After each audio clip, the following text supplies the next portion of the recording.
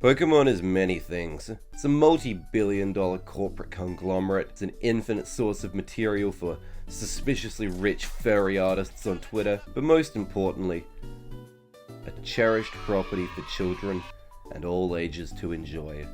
And, much like any good property made for children, people were going to argue about it online, bitter tooth and nail, like the structural integrity of their kneecaps depend on it. And as Pokemon fans, don't we have opinions about things? So here's which generation of games were widely criticized or hated upon arrival. Maybe one day I'll make a video on actual bad Pokemon spin-off games, if my organs hold on for another handful of moons, if that's what you're after.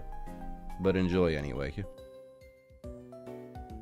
I do not like this painting, Charlie. Smug aura mocks me. Pokemon Generation 5. This was the first set of games that was even somewhat negatively received upon arrival, mostly because in comparison to previous games, the new Pokemon designs were panned by many on arrival. God, we basically acted like the Simisage line was single-handedly responsible for the 2008 recession at the time, and that all new designs were just absolute garbanzo in comparison to the old ones. Seems a little silly in retrospect, given we had just spent the last 14 years of our lives plastering bite marks into our plastic Muck and Magnemite toys from Burger King, like there was some bastion of objectively correct product design. Yes, Clang in Generation 5 is a couple of gears, and yes, Trubbish is quite literally rubbish, and the brunt of the malice was mostly directed at the Vanillish line, because, haha, ice cream, I guess.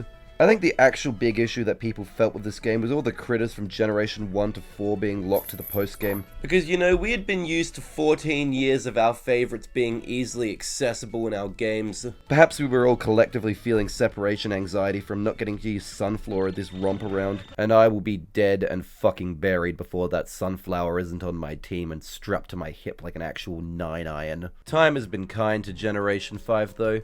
Mostly because even at the point where we were criticizing this game, we never really hated it much for its plot, its graphics, its gameplay, its pacing, because, you know, we all realized that was actually really good. Maybe collectively in 2010 we all just weren't mature enough to realize that Lord and Savior Shelmet is the best Pokemon that's ever existed. Nowadays, Generation 5 is hailed as one of, if not the best of the Pokemon generations. Ultimately, Pokemon fans came around harder on this game than a choice band max attack Conkeldurr using fucking close combat on someone's actual wheelchair-bound arthritic grandma.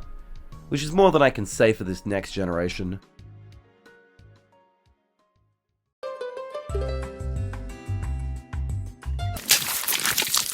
Pokemon Generation 7 is our island getaway holiday, and like an actual holiday, expect delays. No, I'm not even gonna lie, this is personally one of my favorite Pokemon generations, but I'm not even going to deny that some aspects of this game progress at the speed of Joe Biden attempting to run up a hill after I encased both of his legs in concrete.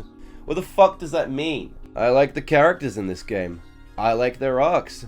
I like their personalities and motives, but they really do be having a lot to say. Generation 7 is mostly disliked for the pure amount of unskippable dialogue.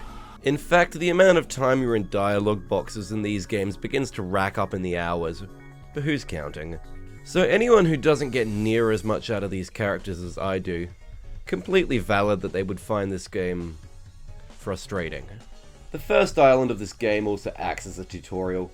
It takes a while and it's not quite as exciting as the other 3 islands, but I can catch a wild level 8 Salamence in Pokemon Sun and Moon, and if that doesn't count for anything, I will eat my USB fucking microphone. People also don't like Hal. That's fine. I mean, the kid's literally just vibing. He didn't do anything wrong.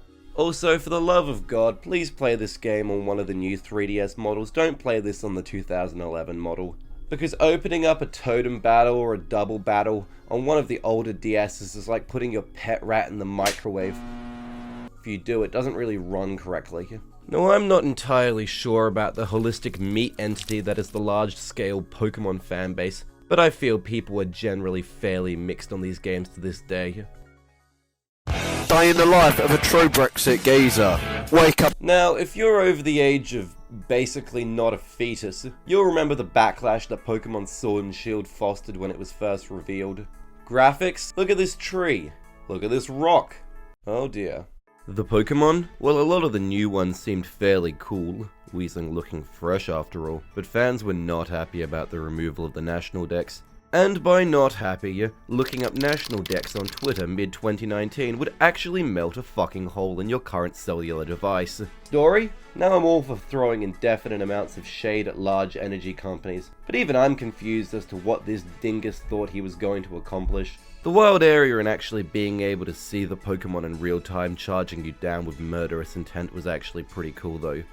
At least fans could agree that that visual was objectively hilarious. But then again, bring up the wild area in any context and somebody will inevitably respond with a comment about looking like a PS2 game.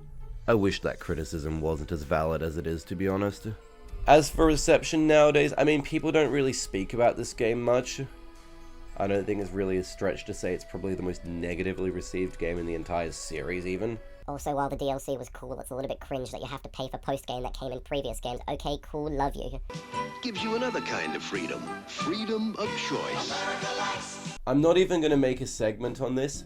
I'm just going to say Generation 2, and I'm going to let your emotions boil over because apparently fucking everyone and their dead great-grandma have an opinion on this game. And I'm just going to let that fester, so if anyone's actually made it this far in the video, feel free to think about it.